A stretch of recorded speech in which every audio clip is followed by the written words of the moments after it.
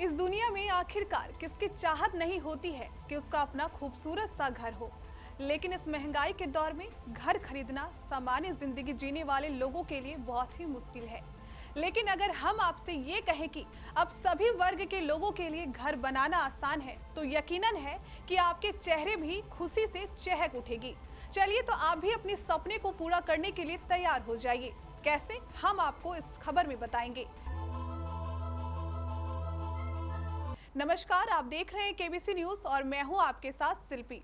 घर खरीदने के पूरे बजट का ज्यादातर हिस्सा रजिस्ट्री पर ही खर्च हो जाता है। अगर इसमें कुछ पैसे बच गए तो यह आपके लिए एक प्लस पॉइंट होगा। उस पैसे का इस्तेमाल किसी और काम में किया जाएगा। अब महिलाओं को जमीन की रजिस्ट्री में लाखों की छूट मिल रही है। तो चलिए जानते हैं प्रॉपर्टी रजिस्ट्रेशन चार्ज बचाने के 3 तरीके के बारे में।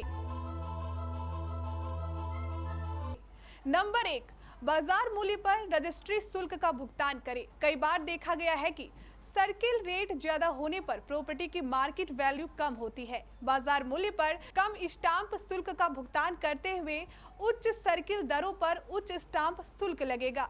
ऐसे मामलों में आप रजिस्ट्रार या सब रजिस्ट्रार से अपील करके स्टाम्प ड्यूटी पर बचत कर सकते हैं।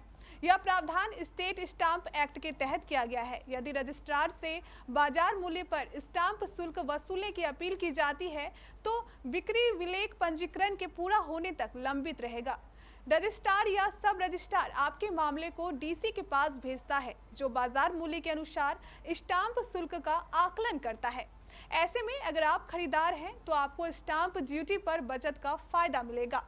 नंबर 2, अविभाजित भूमि की रजिस्ट्री। इकोनॉमिक टाइम्स की एक रिपोर्ट के अनुसार भविष्य के निर्माण या निर्माणाधीन परियोजनाओं की अविभाजित भूमि रजिस्ट्री तक पहुंच है।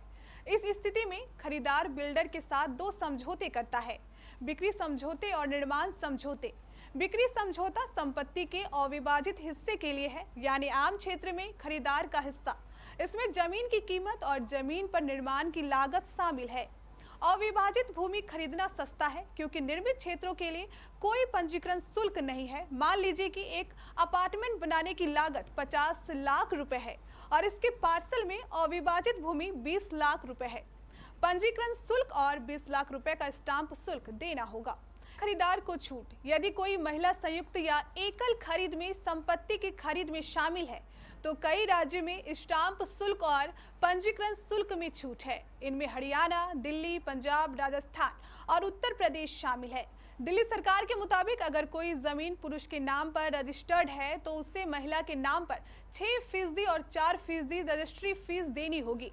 वहीं आप आवासीय संपत्तियों के पंजीकरण की लागत पर 1 साल में टैक्स में 1.5 लाख रुपए तक की बचत कर सकते हैं।